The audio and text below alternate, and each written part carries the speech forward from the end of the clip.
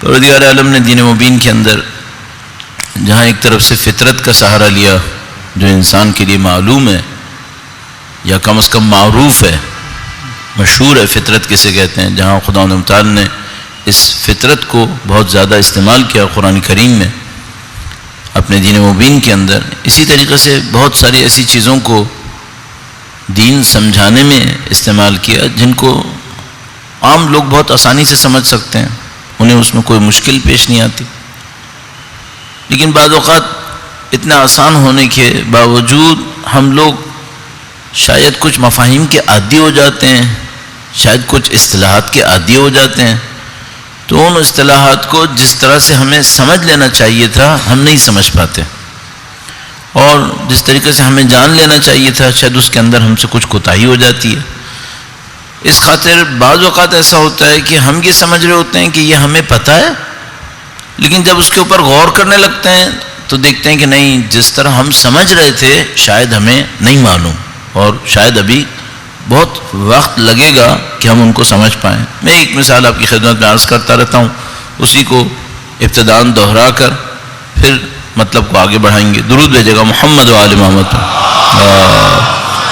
صلی علی محمد و آل محمد وعجل فرج.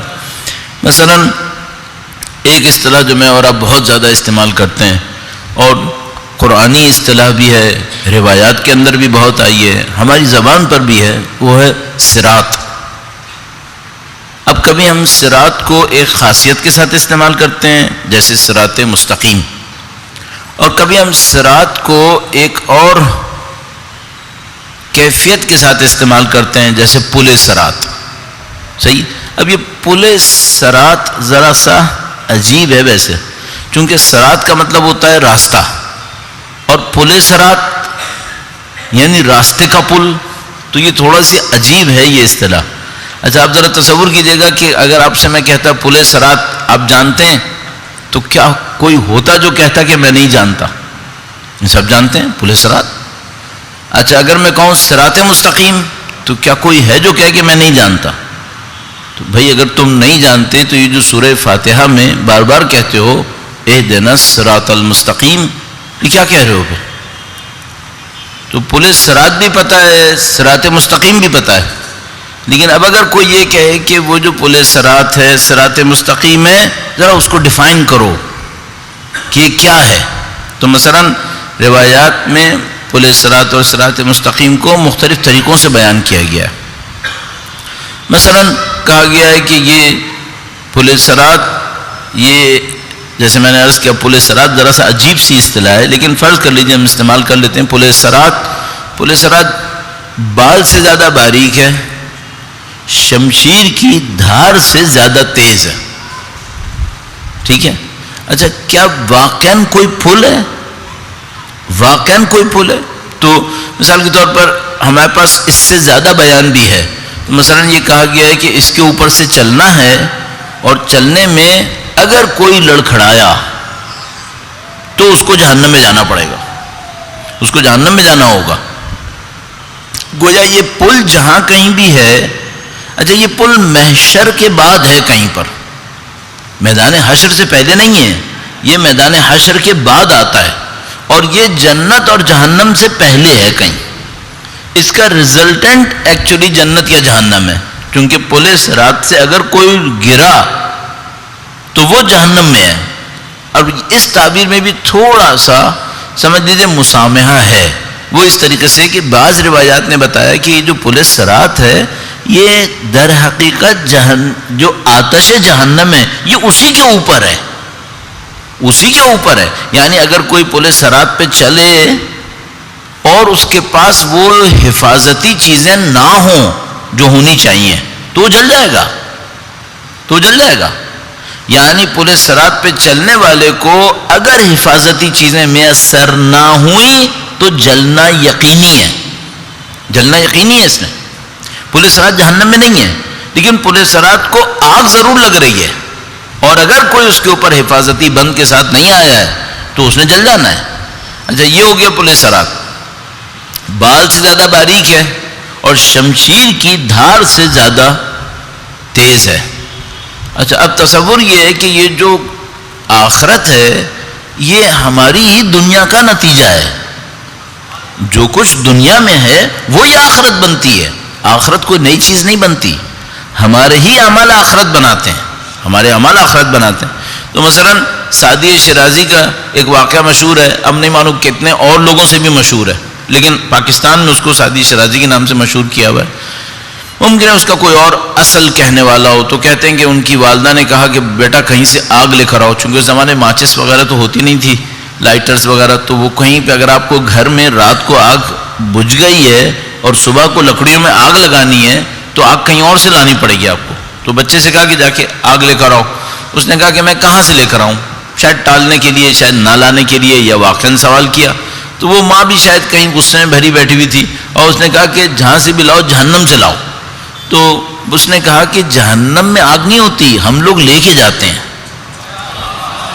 یہ جہنم میں آگ نہیں ہوتی ہے, ہم لوگ لے کر جاتے ہیں. اچھا میں آپ کی خدمت میں عرض کروں, ہم لے کے نہیں جاتے ہیں, یہ ہمارے اعمال ہی ہوتے ہیں جو یہاں ایسے نظر آتے ہیں, وہاں ویسے نظر آتے ہیں. نعوذ باللہ کسی نے یہاں پہ جھوٹ بولا ہے, یہاں پہ ایسے نظر آیا ہے جیسے میں اور آپ دیکھ رہے ہیں, وہاں پہ آگ لگی ہے, وہاں پہ تو ہم لے کے نہیں گئے, ہم نے لگائی ہے, ہم نے لگائی ہے. یہاں پہ وہ آگ نظر نہیں آئی ہے, وہاں پہ اس کے شعلے بھڑک رہے ہیں. انہی شعلوں کے درمیان سے پل صراط نے گزرنا ہے, اور اس پل صراط پہ بندے نے گزرنا ہے, اس پل صراط پہ بندے نے گزرنا ہے. اچھا یہ جو پل صراط ہے, اس کا پل کا ظاہر ہے ایک لمبائی میں کنارہ ہوتا ہے, لمبائی میں دو کنارے ہوتے ہیں, لمبائی میں ایک ادھر ایک ادھر. ادھر سمجھ لیجئے محشر ہے, اور پل صراط کا وہ والا کنارہ, وہ والا کنارہ جنت ہے. یہاں محشر سے شروع ہو رہا ہے. اچھا اب تھوڑا سا آپ ذہن کو اور استعمال کر لیں, محشر سے شروع نہیں ہو رہا, دنیا سے شروع ہو رہا ہے. دنیا سے شروع ہو رہا ہے, محشر سے شروع نہیں ہوگا. پل صراط کہاں سے شروع ہو رہا ہے؟ دنیا سے. اس کا مطلب کیا ہے؟ ہم اس وقت پل صراط پر ہیں, اس وقت ہم پل صراط پر ہیں. اچھا اب ممکن ہے کوئی یہ کہے کہ بھئی پل صراط میں تو آگ تھی, جو پل گزرتا تھا وہ آگ کے اوپر سے تھا. یہ طے تھا کہ اس دنیا کے اندر وہ آگ نظر آئے گی؟ کیا یہ طے تھا یا نہیں؟ مرنے کے بعد نظر آئے گی. طے یہ ہوا تھا کہ جو لوگ اس دنیا میں اپنے نفس کو ختم کر کے مر جائیں گے ان کو تو نظر آ جائے گی, لیکن جو لوگ اپنے نفس کو مار کے نہ مرے انہیں نظر نہیں آئے گی.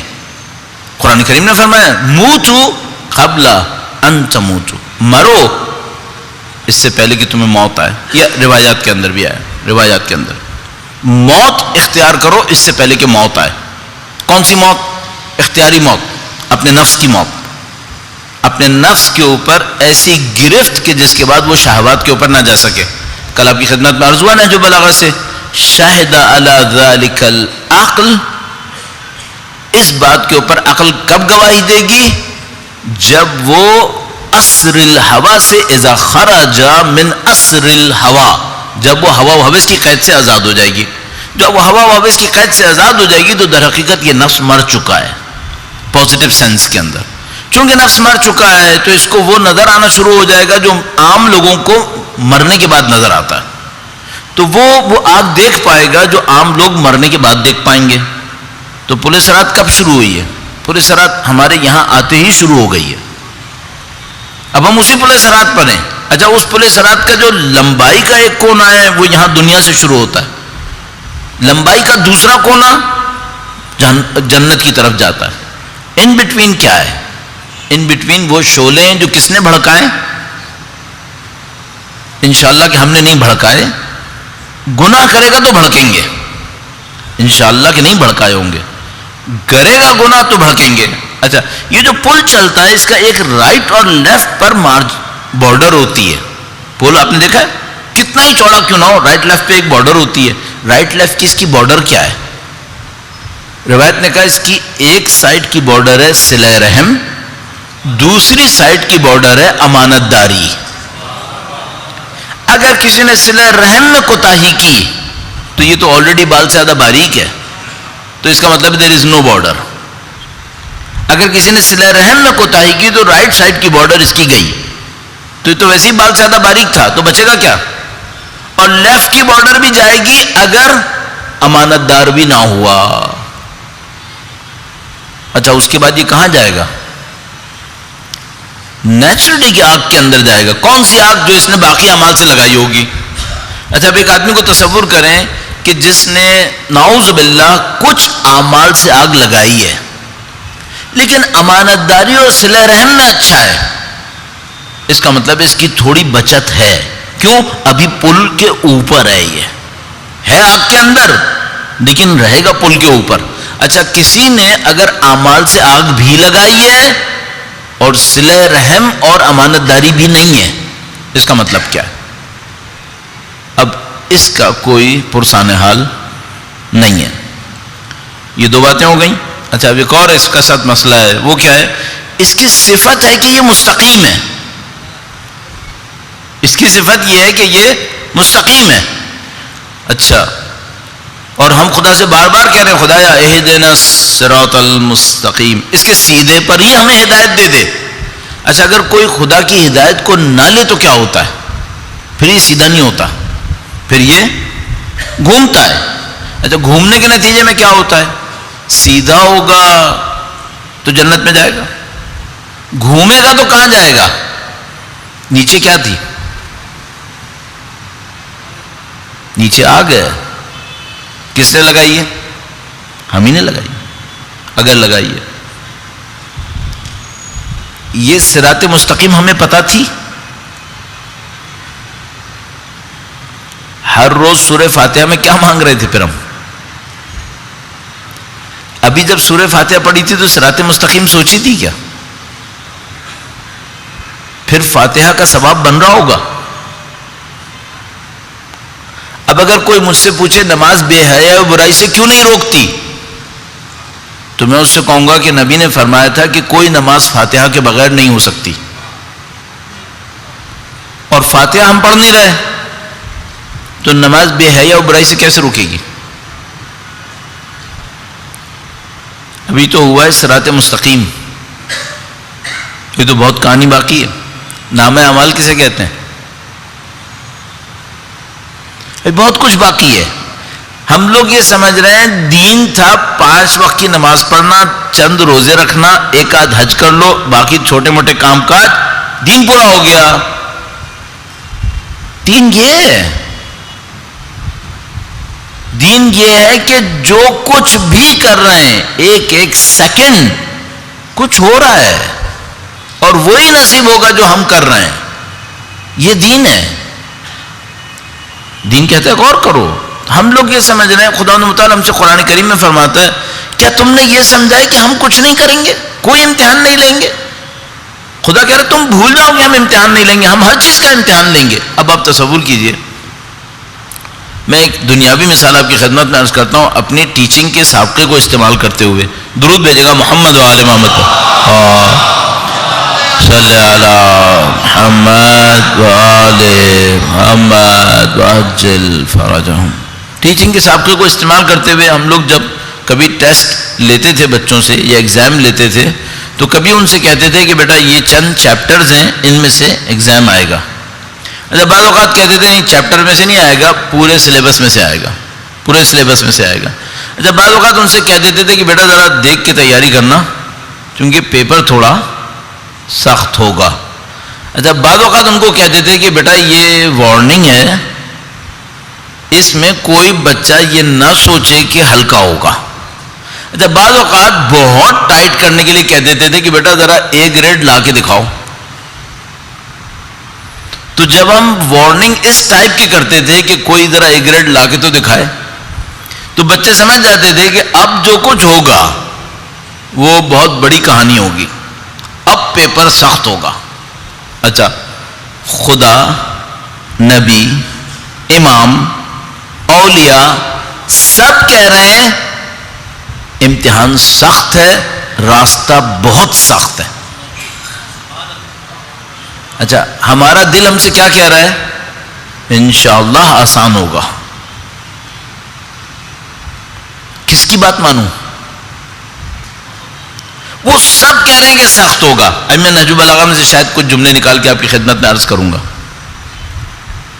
وہ سب کہہ رہے ہیں کہ سخت ہوگا، ہمارا نفس کیا کہہ رہا ہے؟ انشاءاللہ آسان ہوگا. اچھا انشاءاللہ کو تو میں بھی یہی کہوں گا کہ بھائی میں کیا کہ کیوں اپنے آپ کو سختی میں ڈالنا چاہوں گا، میں بھی کہوں گا انشاءاللہ آسان ہوگا. لیکن سوال یہ کہ ان بیانات کا کیا ہوگا؟ اب مثال کے طور پر یہ جو میں نے ابھی آپ کی خدمت میں مختصر صراط مستقیم کے بارے میں عرض کیا، اس کے بعد اگر میں صلہ رحم میں کوتاہی کروں تو اس کا مطلب یہ ہے کہ میں صراط مستقیم پر جو 2 سپورٹ ملی ہوئی تھیں ان میں سے ایک کھو گیا. اچھا اگر امانت داری میں کوتاہی کروں اس کا مطلب یہ ہے کہ دوسری سپورٹ بھی گئی.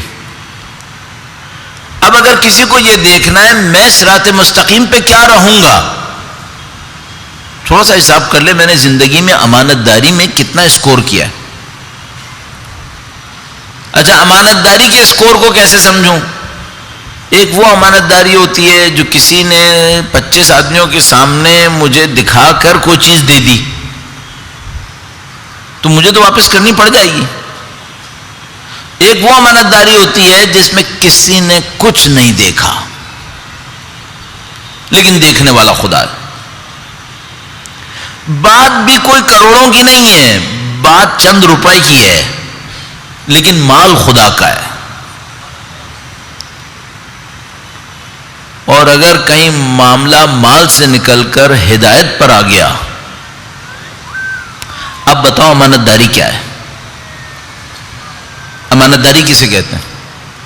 اچھا بات اگر عزت پہ آ گئی، کسی انسان کی عزت پہ، عزیزان محترم ایک ایک چیز کو سوچ کے پتہ چل رہا ہے کام آسان نہیں ہے، کام بہت سخت ہے. ہمارے پاس صرف ایک راستہ ہے بچنے کا اور نجات کا، عبودیت، اللہ کی بندگی. لہذا بظاہر شاید اس وجہ سے صراط مستقیم طلب کرنے سے پہلے بندے سے کہا کہ کہو ایاک نعبد و ایاک نستعین،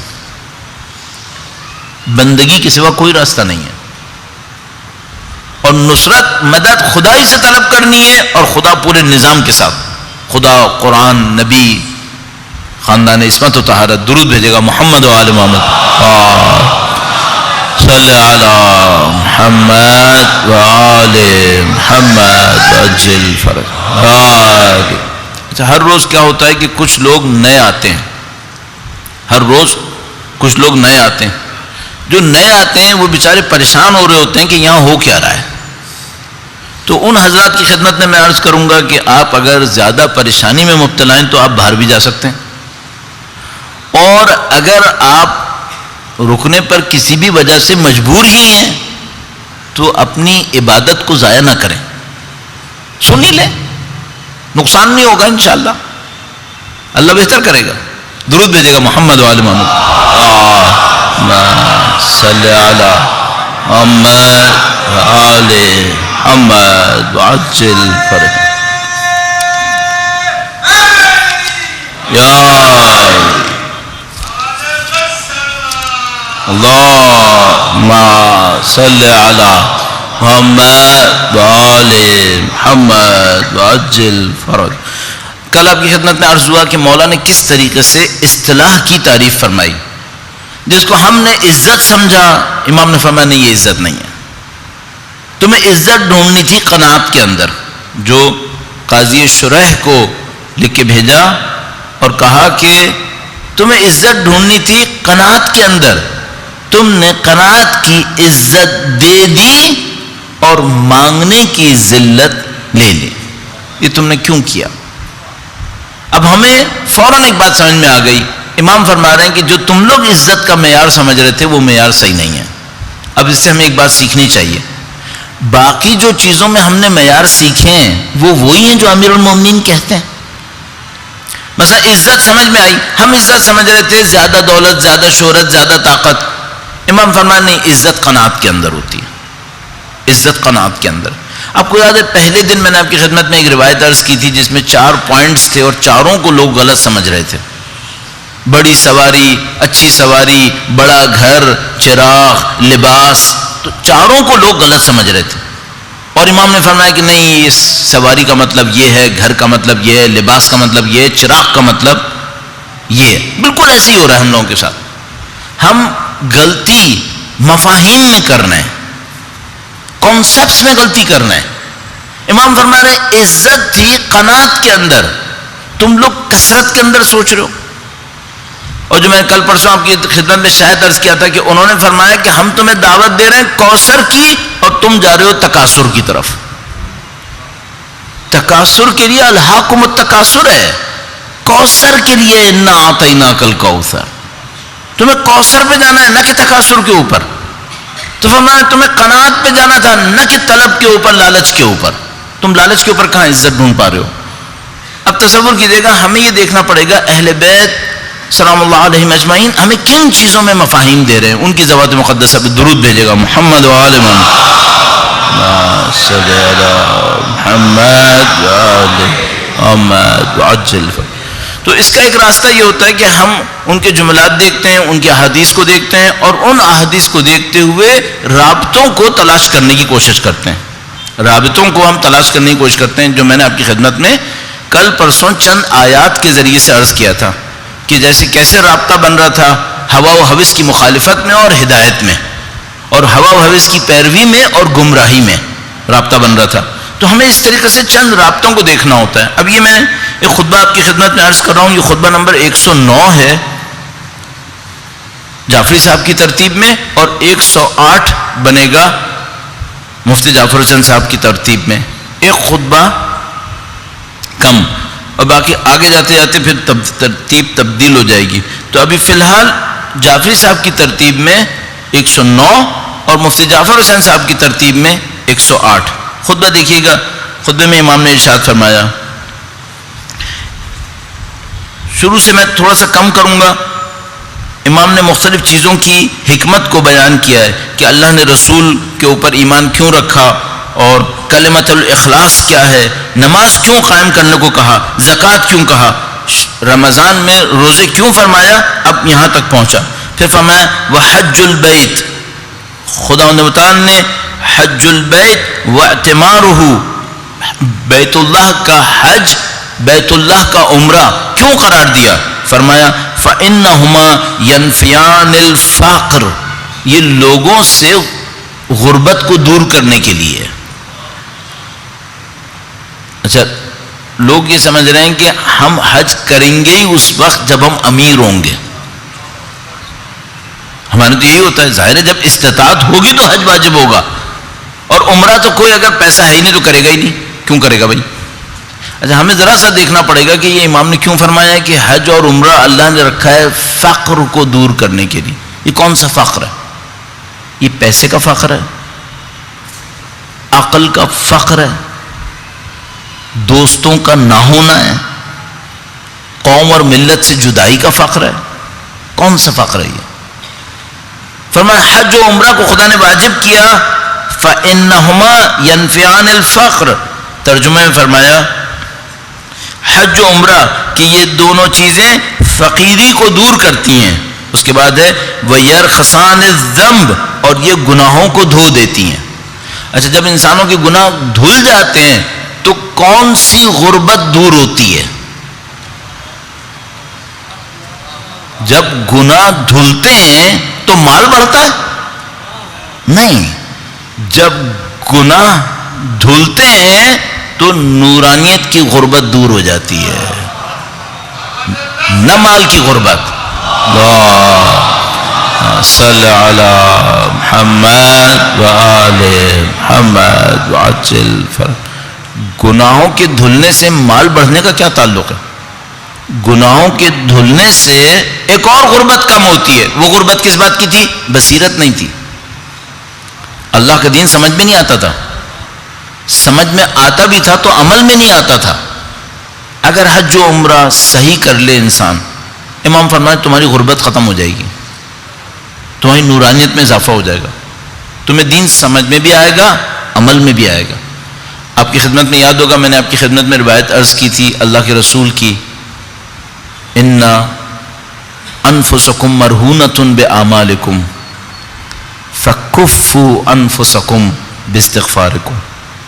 تمہارے نفس تمہارے گناہوں کی قید میں جکڑے ہوئے ہیں، تو تم اپنے نفوس کو استغفار کے ذریعے سے آزاد کرا لو. وَظُهُورُكُمْ ثَقِيلَةٌ بِأَوْزَارِكُمْ فَخَفِّفُوا عَنْهَا بِطُولِ سُجُودِكُمْ. اور تمہاری پوست گناہوں کے بوجھ میں دبی ہوئی ہے، ان کو خفیف کر لو اپنے سجدوں کے لمبے ہونے سے. یہ فقر ختم ہو جائے گا. فرمایا وحج البیت واعتمارہ، بیت اللہ کا حج اور عمرہ یہ فقر کو ختم کر دیتے ہیں، گناہوں کو دھو دیتے ہیں، گناہوں کو ختم کر دیں گے. وصلۃ الرحم، صلہ رحم یہ کیا کرتا ہے؟ فإنها مسبات فی المال ومنسأۃ فی الاجل. صدقہ دینا نہیں، صلہ رحم عزیزوں کے ساتھ احسان کرنا، اس سے مال میں زیادتی ہوتی ہے اور یہ موت کو ٹال دیتا ہے. اگر کوئی صلہ رحم کرے گا، مال میں زیادتی ہوگی، موت کو ٹال دے گا. اچھا اب پھر میں دوبارہ پوچھوں گا، کس مال میں زیادتی ہوگی؟ سکوں میں، پیسے میں، صحیح ہے. اچھا ایک بات اور بھی آپ کی خدمت میں عرض کروں، اگر کوئی صلہ رحم کو اس مال کی زیادتی کے لیے کرے، خدا دے گا یا نہیں دے گا؟ دے دے گا. اس کے بعد کہے گا پولیس سرات کا جو سیدھا کونا ہے وہ بھول جاؤ، چونکہ تم نے صلہ رحم کیا تھا مال کے بڑھانے کے لیے، وہ میں نے دے دیا، وہ میں دے چکا ہوں. تم وَأَن لَيْسَ لِلْإِنسَانِ إِلَّا مَا سَعَى، انسان کو بس وہ ملے گا جس کی وہ کوشش کرے گا. تم نے اس سے زیادہ کی کوشش کی ہوتی ہم وہ دیتے. تم نے سکے بڑھانے کی بات کی، ہم نے سکے بڑھا دیے. پولیس رات کا سیدھے والا کونا اب بھول جاؤ، کیونکہ تم اس کا اجر اجرت لے چکے ہو. تو بھائی میں اگر آخرت کو دیکھوں تو کیا ہوگا؟ یعنی مثلا میں یہ کہوں خدا میں صلہ رحم کر رہا ہوں، دنیا ملے یا نہ ملے مجھے صلہ رحم کرنا ہے، اب کیا ہوگا؟ اللہ کے نبی فرماتے ہیں اگر تم آخرت کی پرواہ کرو گے تو خدا دنیا کو حقیر کر کے تمہارے پاس لائے گا. اب میرے پاس دو راستے ہیں، میں صلہ رحم کروں سکے بڑھانے کے لیے تو سکے بڑھ جائیں گے، پولیس رات کی خبر نہیں ہے پھر. لیکن اگر میں صلہ رحم کروں پولیس رات سنبھالنے کے لیے تو خدا دنیا کو حقیر کر کے میرے پاس لے آئے گا. اچھا اب دنیا کو حقیر کر کے میرے پاس لائے گا، کوئی انسان کہے چلو میں تیز بن جاتا ہوں، میں آخرت کی ہی سوچتا ہوں، سکے بھی آ ہی جائیں گے. پہلی بات تو یہ کہ کیا فرشتے میری نیت کی اس کھوٹ کو پکڑیں گے؟ نہیں. وہ اتنے، معذرت کے ساتھ عرض کر رہا ہوں، اتنے استاد ہیں کہ ابھی آدم پیدا ہوا نہیں تھا تو اس کی خون ریزی کو پکڑ لیا تھا. وہ فرشتے کم نہیں ہیں، وہ بھی اللہ کے نمائندے ہیں. تو انہوں نے ابھی آدم کھڑے نہیں ہوئے تھے پتہ لگا لیا تھا کہ یہ خون ریزی کرے گا، یہ فساد مچائے گا. تو میں جو نیتوں میں کھوٹ لے کر آؤں گا یہ فرشتوں کو نہیں پتہ چلے گا، بہت اچھی طریقے سے پتہ چلے گا. دوسری بات یہ کہ اللہ کے رسول نے فرمایا دنیا کو حقیر کر کے تمہارے پاس لائے گا.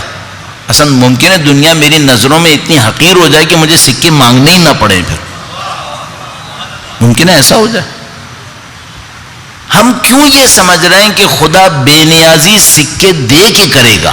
ممکن ہے سکوں سے بے نیاز کر دے. بے نیازی دو طرح سے ہوتی ہے، ایک سکے دے کے بے نیاز کرتا ہے، ایک سکوں سے بے نیاز کرتا ہے.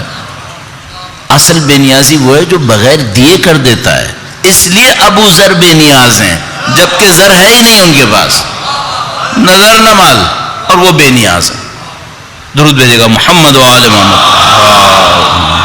صلی علی محمد محمد اجل فرج. فإنها مسبات فی المال، یہ تمہارے مال میں زیادتی کا سبب ہے. ومنسأۃ فی الاجل، موت کو ٹال دیتا ہے. گناہوں کی موت میں نہیں پھنسو گے، حادثاتی موت کے اندر نہیں پھنسو گے، تمہارا نفس قتل نہیں ہوگا، خواہشات کی زد میں نہیں آؤ گے اگر تم نے صلہ رحم ڈھنگ سے انجام دیا۔ اس کے بعد ایک راز ہے، اس کو بیان کرنے سے پہلے ایک دو جملات امام نے ارشاد فرمائے، اور یہ بہت عجیب جملات ہیں، میں آپ کی خدمت میں عرض کرتا ہوں۔ اس سے پہلے ذرا سا ایک مقدمہ عرض کر دوں، درود بھیجے گا محمد و آل محمد، صلی علی محمد و آل محمد وعجل فرج۔ اچھا، اب یہ جو جگہ کافی خالی ہے یہ اب چبھنے لگی ہے کہ بھئی یہ اتنی خالی کیوں ہے۔ اب آپ کیمرے کی پرواہ نہ کریں اور درود بھیجتے ہوئے تھوڑا سا آگے تشریف جائیے، درود بھیجے گا محمد و آل محمد، صلی جزاکم اللہ خیرہ۔ پروردگار آپ کو حفظ فرمائے۔ آپ میں سے کچھ لوگ یقیناً ایسے ہوتے ہیں جن کے لیے اٹھنا دوبارہ بیٹھنا بہت سخت ہوتا ہے، اور مجھے ان کی سختی کا بہت احساس ہوتا ہے۔ میں کبھی بھی نہیں چاہتا کہ لوگ اٹھیں اور دوبارہ بیٹھیں، جہاں بیٹھیں بیٹھے رہیں، چونکہ بعض لوگوں کے لیے واقعاً بار بار اٹھنا سخت ہوتا ہے، لیکن انشاءاللہ خدا متعال جسمانی اور روحانی طاقتوں میں اضافہ فرمائے گا انشاءاللہ تعالی۔ ایک بار پھر مولا امیر المومنین کے حضور ادائے احترام کے لیے ان کے کلمات پڑھ رہے ہیں، ان کی مدد کے بغیر سمجھ کیسے آ سکتے ہیں؟ ان کے کلام میں نورانیت ہے، وہ نورانیت ہم بغیر پاکیزگی کے نہیں سمجھ سکتے۔ سمجھ بھی لیں گے تو بھول جائیں گے، سمجھ بھی گئے اور حفظ بھی کیا تو عمل نہیں کر پائیں گے۔ ہمیں امیر مومنین کی نورانیت چاہیے، یہ پل صراط ان کی مدد کے بغیر نہیں گزرے گی، کوئی پل صراط نہیں گزار سکتا۔ امیر مومنین اور اولاد امیر المومنین نصرت فرمائیں گے تو گزرے گی، اس کے بغیر کوئی کہاں سے گزار سکتا؟ کہ خدا کے محکمہ عدل کے اندر، اس کی عدالت کے محکمے کے اندر، قضاوت کے اندر کوئی کامیاب نکلے گا؟ کون خدا کے عدل کا جواب دے گا؟ صرف ایک معاملہ رہ جاتا ہے کہ ہم اس کے احسان کو طلب کریں، ربنا عاملنا بفضلک یا کریم، اے کریم اپنے فضل و کرم سے ہمارا معاملہ کر، ولا تعاملنا بعدلک یا رحیم، اور اے رحیم اپنے عدل سے ہمارا معاملہ نہ کر۔ عدل کا مقابلہ نہیں کر سکتے ہمیں امیر المومنین کی نظر لطف چاہیے، ان کی اولاد طاہرہ کے لطف و کرم کے محتاج ہیں، اور سب سے بڑھ کر بی بی ام الائمہ کے محتاج ہیں، سلام اللہ علیہ۔ درود بھیجیں محمد و اللہم صلی علی محمد وعجل فرج۔ خود ان کی محبت صراط مستقیم ہے، کیونکہ ان کی محبت پہ چلنا بھی آسان نہیں ہے۔ بلا شک و شبہ ان کی محبت کے ساتھ صراط مستقیم کو، جیسا کہ روایت فرماتی ہیں، بجلی کی تیزی سے لوگ گزار لیں گے، لیکن خود ان کی محبت صراط مستقیم ہے، وہ آسان نہیں ہے۔ اس محبت کا دعویٰ آسان ہے، لیکن ہمیں پتہ ہے کہ آخرت دعووں کی جگہ نہیں ہے، آخرت سبسٹنس کی جگہ ہے، آخرت حقائق کی جگہ ہے، نہ کہ دعوی کی۔ امام نے یہاں پہ ایک اصول ارشاد فرمایا ہے، ہم لوگ، میں نے آپ کی خدمت میں کئی دفعہ عرض کر چکا ہوں، ہمیں قوانین چاہیے، قانون چاہیے۔ جیسے میں نے آپ کی خدمت میں عرض کیا کہ بھئی امام نے فرمایا عزت کسے کہتے ہیں، تمہیں عزت چاہیے تم یہ کرو۔ اللہ کے رسول نے فرمایا آخرت کی پرواہ کرو، دنیا حقیر ہو کر آئے گی، یہ قانون ہے۔ ذکر کے بارے میں عرض ہوا آپ کی خدمت میں، ذکر کی تاثیر کیا ہے؟ اذا لقیتم فئۃ فاثبتوا واذکروا اللہ کثیرا۔ حمد کے بارے میں بیان ہوا آپ کی خدمت میں، حمد اجمالاً عرض ہوا تھا آپ کی خدمت میں ایک دو دن پہلے۔ اسی طریقے سے میں اپنی زندگی کے اندر دیکھتا ہوں، جتنا بھی میں وقت گزارتا رہتا ہوں، مجھے میرے سامنے ہر روز کچھ فیصلے آتے ہیں، آپ کے ساتھ بھی ایسے ہی۔ زندگی میں 3-4 بڑے فیصلے ہیں، باقی سب چھوٹے فیصلے۔ اپنے اوپر جب رکھ کے مثال دیتا ہوں تو اس طرح سے کرتا ہوں کہ 84 میں 1984 میں میں دینی طالب علم بنا، ایران جانے کا مجھے موقع ملا۔ اس وقت سے اب سمجھ لیجئے کہ 33 سال ہو گئے۔ ایک لمحے کو سوچیں، ایران نہ جاتا تو یہ 33 سال ایسے ہی تھے؟ نہیں۔ مثلا ایران نہ جاتا یہیں رہتا، ایران نہ جاتا دنیا کے کسی اور ملک میں چلا جاتا، ایران نہ جاتا کچھ اور کرتا، ایران تو ایران سے ظاہر قیمت نہیں ہے، یعنی دینی تعلیم کے لیے نہ جاتا، صحیح؟ کیا یہی ہوتا؟ نہیں۔ کیا نہج و بلاغہ ہاتھ میں ہوتی اس وقت؟ شاید نہیں۔ پتہ نہیں کیا ہوتا. اب مجھے نہیں معلوم کہ اگر اس وقت 33 سال پہلے وہ فیصلہ نہ کرتا تو زندگی کے بعد میں کتنے فیصلے تھے جو پھر یکسر مختلف ہو جاتے. صحیح ہے. ایک فیصلے نے اب تک میری زندگی کے 33 سال بدل دیے. اب میں ایک سوال پوچھوں گا, یہ گارنٹی ہے کہ وہ فیصلہ اور اس کے جیسے اہم فیصلے زندگی میں صحیح ہو رہے ہوں گے؟ اچھا فرض فرما لیجئے کہ اب 2017 ہے, میں نے 33 سال پہلے ایک فیصلہ کیا جس کا نتیجہ یہ ہو گیا. اس وقت اگر ایک غلط فیصلہ کر بیٹھا, صحیح, اب میری زندگی میں جبران کرنے کے لیے, تب کمپنسیٹ کرنے کے لیے ٹائم ہے کیا؟ نہیں, اب کچھ ٹائم نہیں. اب مجھے بتائیے کہ یہ فیصلے صحیح کیسے ہوتے ہیں؟ اچھا آپ اور میں فوراً جواب میں کہیں گے کہ بھائی اپنی عقل کو استعمال کرے, کیلکولیشن صحیح کرے, تھوڑا لوگوں سے ایڈوائس لے لے, پھر فیصلہ کر دے. جو لوگ یہ کرتے ہیں ان کے فیصلے سارے صحیح ہوتے ہیں. اصل بہت ساری چیزیں فیصلوں پر ایسی اثر انداز ہوتی ہیں جن کی ہمیں کوئی خبر نہیں ہوتی. بہت ساری چیزیں. آج میں ایک ڈاکٹر کے پاس چلا جاؤں کسی بیماری کی وجہ سے, وہ اب ڈاکٹر اہل نہ ہو, ظاہراً اہل تھا, واقعاً اہل نہیں تھا, میں نے ایک فیصلہ کیا, اس میں میری کوئی غلطی ہے؟ میں نے دیکھا ڈگری ہے, لوگ مانتے ہیں, لوگ بھی مانتے ہیں. ایڈوائس اس کے لیے تھی, ایڈوائس بھی اسی کی تھی, میں چلا گیا, نہیں معلوم, نہ اہل تھا. میں نے کوئی غلطی نہیں کی تھی, لوگوں سے ایڈوائس لی, اپنی عقل کے اوپر عمل کیا, جن پیرامیٹرز کے اوپر فیصلے ہونے چاہیے تھے کر دیے, غلط نکلا. ایسی غلطیوں سے کیسے بچوں؟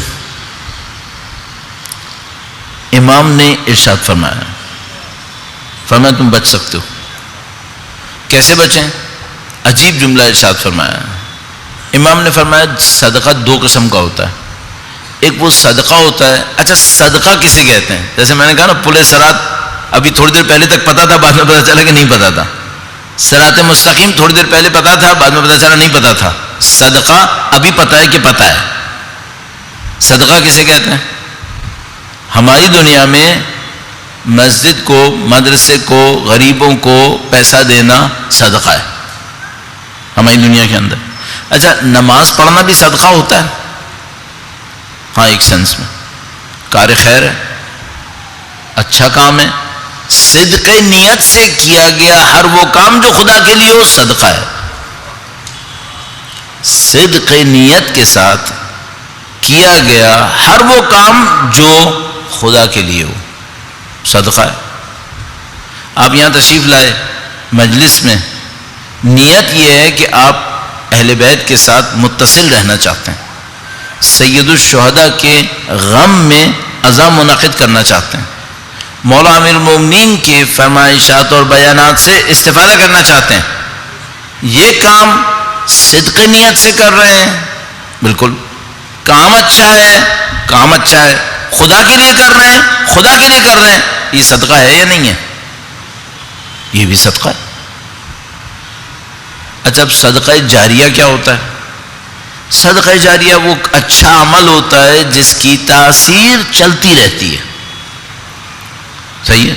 اچھا یہ جو میں نے چند روپے دیے لوگوں کو, یہ صدقہ جاریہ ہوتا ہے, کتنی دیر چلے گی؟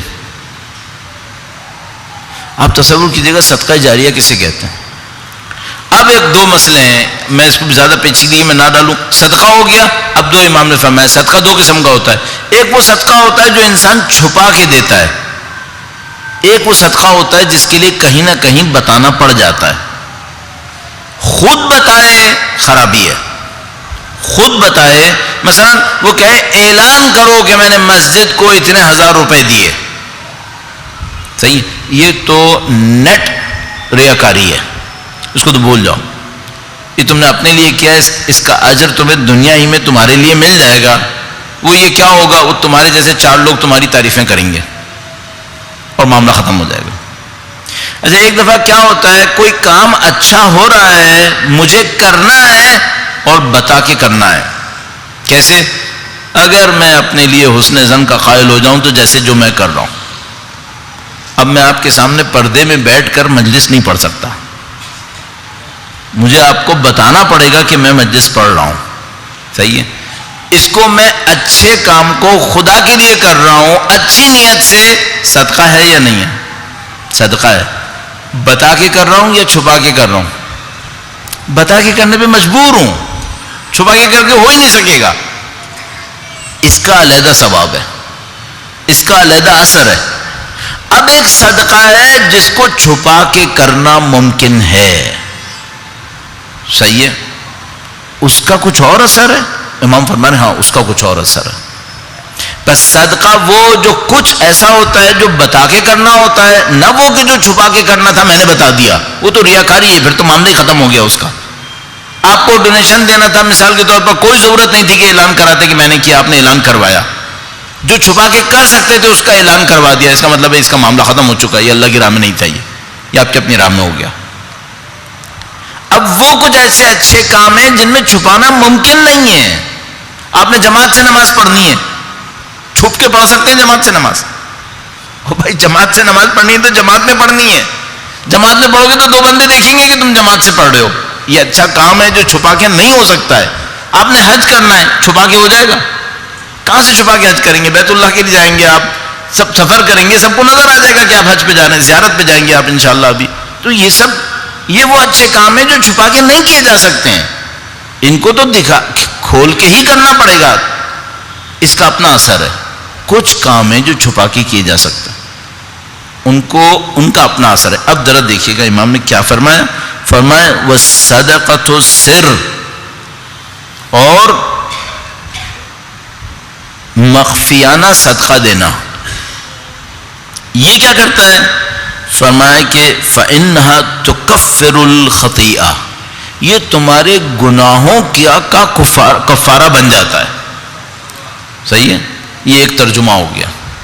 میں ان کے ترجمے کو زیادہ پسند نہیں کرتا، آپ کو پتا ہے، میں نے بتایا تھا کہ مجھے مفتی جعفر حسین صاحب کا ترجمہ زیادہ پسند آتا ہے۔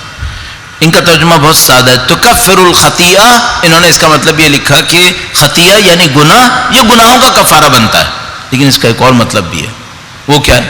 یہ تمہاری خطاؤں کو ختم کر دیتا ہے۔ خطا کا مطلب کیا ہوتا ہے؟ غلطیاں، یہ تمہاری غلطیاں ختم کر دیتا ہے۔ اس کا مطلب کیا ہے؟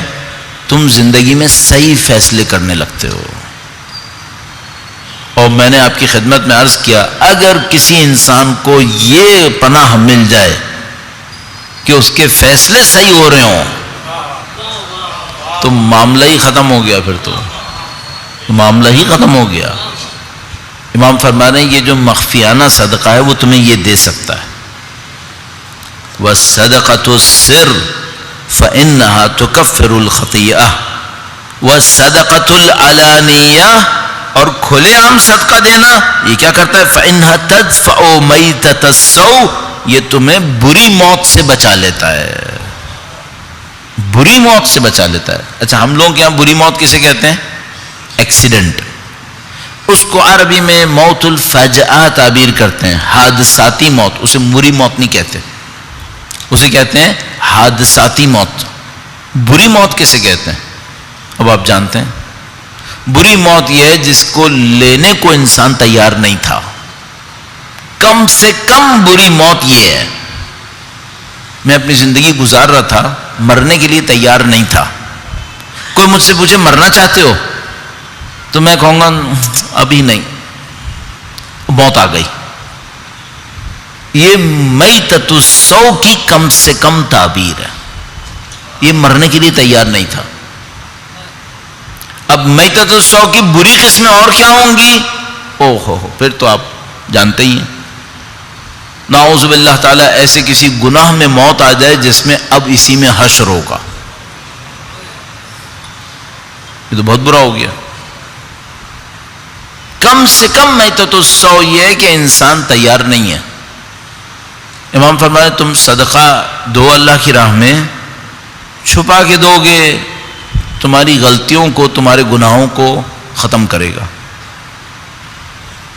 کھول کے بھی دو گے، اعلانیہ بھی دو گے، نہ ریاکاری کر کے، میں 3-4 دفعہ آپ کی خدمت میں عرض کر چکا ہوں، اعلانیہ صدقہ ریاکاری نہیں ہے. ریاکاری گناہ ہوتا ہے.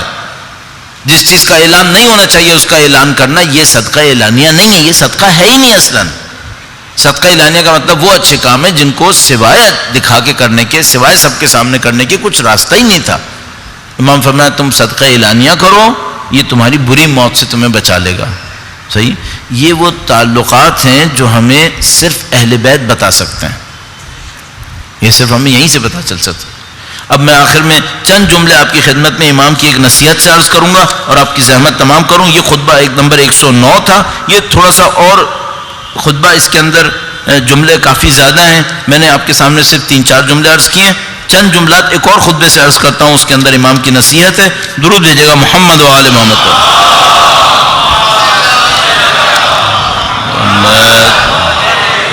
محمد واجل خطبہ نمبر 194. ایک دفعہ پھر مولا امیر المومنین کی ذات پہ درود بھیجے گا محمد و آل محمد صلی علی محمد و آل محمد واجل فرج. میں ہر دفعہ سوچتا ہوں کہ اب وہ خطبے نہ پڑھوں جو دنیا کے بارے میں ہیں. پھر جتنا ڈھونڈتا ہوں پھر دیکھتا ہوں بار بار وہ خطبے نکلتے ہیں انتہائی خوبصورت جو پھر دنیا کے بارے میں ہیں. پھر مجبور ہو جاتا ہوں کہ ایک خطبہ پھر اسی میں سے نکال لوں جو دنیا کے بارے میں ہے. کل میں کوشش کروں گا انشاءاللہ ان خطبات پہ توجہ دوں کہ جو معاشرتی احکام کے بارے میں، سوسائٹی میں کیسے کام کرنا چاہیے، دوستی، حکام کے ساتھ کیسے معاملہ ہونا چاہیے، ظلم، عدل، ان تمام چیزوں کے بارے میں انشاءاللہ پروردگار عالم توفیق نصیب فرمائے گا. اس وقت خطبہ نمبر 194 ہے. جعفری صاحب کی ترتیب میں رئیس احمد جعفری صاحب. رئیس احمد جعفری صاحب کے جو مؤلفین کی فہرست ہے اس میں سب سے نیچے ایک ہے مرتضیٰ حسین صدر اللہ فاضل. صرف فاضل لکھا ہے، یہ لکھنؤ کا لقب ہوتا تھا صدر اللہ فاضل نام کر کے. مرتضیٰ حسین صاحب صدر اللہ فاضل بہت قابل آدمی تھے. 1987 میں انتقال ہوا تھا ان کا. 1984-85 میں مجھے ایک دفعہ ان سے ملنے کا اتفاق ہوا تھا، بلکہ کئی دفعہ ملنے کا اتفاق ہوا تھا. بہت نفیس انسان تھے، پرہیزگار انسان تھے، مجتہد آدمی تھے، بہت پڑھے لکھے آدمی تھے. قطعاً میرے حساب سے پڑھے لکھوں میں تھے. اور مرتضیٰ حسین صاحب صدر اللہ فاضل کا کام ادبی کام بھی تھا. ان کی ادبیات بہت قوی تھی، اردو ادبیات میں بھی ماہر تھے. نسیم اللغات جو ڈکشنری ہے اس کے بھی کو رائٹرز میں سے تھے وہ، اور ان کا کام بہت نفیس تھا.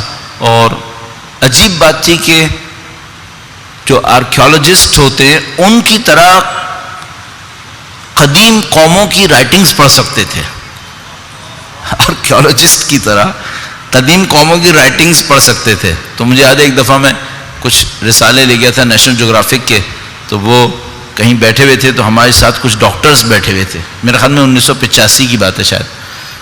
تو وہ کہیں ایک نکال کر پیرو اور انکا سویلائزیشن کے اوپر کوئی آرٹیکل تھا، اس کو پڑھ رہے تھے. اور تصویریں اس کے اندر کچھ جو ریونس تھے، کھنڈرات تھے، ان کی لگی ہوئی تھی، تو نزدیک کر کے دیکھ کے پڑھ رہے تھے. تو وہاں ایک ڈاکٹر تھے، وہ کہنے کے مولانا کیا کر رہے ہیں؟ تو انہوں نے کہا تصویریں دیکھ رہا ہوں. تو وہ ان کو نہیں جانتے تھے، تو وہ سمجھے مولانا کو انگلش نہیں آتی، تصویریں دیکھ رہے ہیں. تو کہنے اچھا تصویریں دیکھ رہے ہیں؟ کہنے کہ ہاں میں دیکھ رہا ہوں کہ لکھا کیا ہے. تو پھر ذرا وہ سمجھے کہ نہیں بھائی یہ انگلش سے گزرے ہوئے ہیں، آگے کی بات ہے. یہ قابل آدمی تھے، پر ان کا کام بہت وزین تھا. اسی طریقے سے ہمارے پاس مفتی جعفر حسین صاحب علی اللہ مقام ہو، ان کا کام وزین کام ہے. اسی طریقے سے علامہ ذیشان در جوادی صاحب علی اللہ مقام ہو. اسی طریقے سے علامہ نقن صاحب. اسی طریقے سے مولانا صفدر حسین نجفی صاحب. یہ وہ لوگ ہیں جنہوں نے لکھنے میں بہت کام کیا. لکھنے میں اور بھی نام ہیں، بڑے نام ہیں. بر صغیر اتنا فقیر بھی نہیں ہے جتنا ہم سمجھ رہے ہیں، اتنا فقیر نہیں ہے. یہ جو ہم لوگ سمجھتے ہیں نا کہ صرف علم ایران عراق میں ہے، باقی خدا نے باقی ساری قوموں کو نعوذ باللہ جاہل خلق کر دیا، ایسا نہیں ہے، ہرگز نہیں ہے. بر صغیر بڑے لوگوں کی جگہ رہی ہے. ہمیں کم قدر ہے، کم قدر. میں نہیں کہہ رہا بے قدریں ہیں، نہیں ہے قدر. ہم لوگوں کا قدر کا انداز کیا ہوتا ہے؟ وہ بقول ایک صاحب کے کہ جس کو تم علامہ کہہ رہے ہو اتنا جاہل میں ہوں نہیں، اور جو واقعی علامہ ہوتا ہے اتنا پڑھا لکھا میں نہیں ہوں. تو ہم لوگوں کا یہ عالم ہے. تو ہم لوگوں کے ساتھ بہرحال چل رہا ہے. لیکن بہرحال ان تمام بزرگان دین جنہوں نے اہل بیت کے مکتب کی خدمت کی، ان سب کے ارواح کی بلندی کے لیے درود بھیجیں. محمد و آل محمد صلی علی محمد و آل محمد وعجل فرجہ. کراچی کے بھی علماء واقعاً میں پھر لسٹ بہت طولانی ہو جائے گی، واقعاً لسٹ طولانی ہو. سید محمد دہلوی کو نہیں بھلا سکتے. سید محمد دہلوی صاحب کا کام بہت زبردست کام تھا. متعدد علماء جن کے نام میرے ذہن میں آ رہے ہیں، مجھے پتا ہے پھر یہ لسٹ لمبی ہو جائے گی.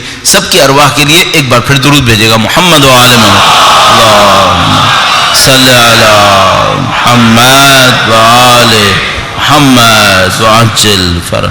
امام نے اس خطبے میں دنیا کے بارے میں ارشاد فرمایا، اور اس میں نصیحت بہت اچھی، دل کو جسے کہتے ہیں بیان کرنے والی نصیحت. ہر امام کی نصیحت اچھی ہے، لیکن چونکہ ہم نے آج مثال کے طور پہ اس خطبے پہ توجہ دی، اس لیے زیادہ اثر لگ رہا ہے کہ حاصل ہوگا انشاءاللہ. اس پہ جو ان لوگوں نے ترجمہ کیا ہے، جو بڑا خوبصورت ترجمے میں عنوان دیا ہے، اس خطبے کا عنوان دیا ہے کچھ تو عمل کرو. بڑا عجیب عنوان دیا، کچھ تو عمل کرو. عجیب ہے. ایھا الناس انما الدنیا دار مجاز والآخرۃ دار قرار. اے لوگو، یہ دنیا صرف گزرنے کی جگہ ہے اور آخرت ٹھہرنے کی جگہ ہے. یہ مجاز ہے، یہ صرف پیسیج ہے، یہ تمہارے لیے منزل نہیں ہے. دنیا منزل نہیں ہے، دنیا گزرگاہ ہے. قرار منزل آخرت ہے، آخرت منزل ہے. یا ایھا الناس، ایھا الناس میں خوبی ہے. امام متقین کو صرف ارشاد نہیں فرما رہے، ایھا الناس تمام انسانیت کو خطاب ہے، سب کے لیے. ایھا الناس انما الدنیا دار مجاز والآخرۃ دار قرار فخذوا من ممرکم لمقرکم. ممر کہتے ہیں راستے کو، مقر کہتے ہیں رکنے کی جگہ کو. فرما رہے ہیں ممر سے، گزرنے کی جگہ سے مقر کے لیے کچھ لے کر جاؤ. یہاں سے گزر جاؤ گے، یہاں سے کچھ لے کر جاؤ. کہاں کے لیے؟ جہاں پہ رکنا ہے. یہاں پہ سب کچھ مت بناؤ، یہ تمہارے لیے ممر ہے، گزرنے کی جگہ ہے. خذو، یہاں سے اٹھاؤ. فخذو من ممرکم لمقرکم ولا تحتکوا استارکم عند من یعلم اسرارکم. اس کے نزدیک پردے چاک مت کرو جو تمہارے رازوں کو جانتا ہے.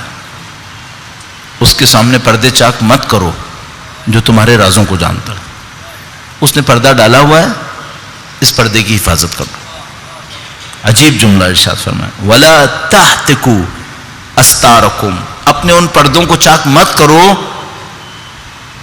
جو اس نے دیے ہیں، جو تمہارے رازوں کو بھی جانتا ہے. وَأَخْرِجُوا مِنَ الدُّنْيَا قُلُوبَكُمْ. اس خطبے کا پیک اس جملے پر آ رہا ہے. وَأَخْرِجُوا مِنَ الدُّنْيَا قُلُوبَكُمْ مِنْ قَبْلِ أَنْ تَخْرُجَ مِنْهَا أَبْدَانُكُمْ. اس سے پہلے کہ دنیا سے تمہارے بدن نکال دیے جائیں، اپنے دلوں کو دنیا سے نکال دو. اللہ اکبر، کیا تعبیر ارشاد فرمائی مولانا. وَأَخْرِجُوا مِنَ الدُّنْيَا قُلُوبَكُمْ. اپنے دلوں کو دنیا سے نکال لو.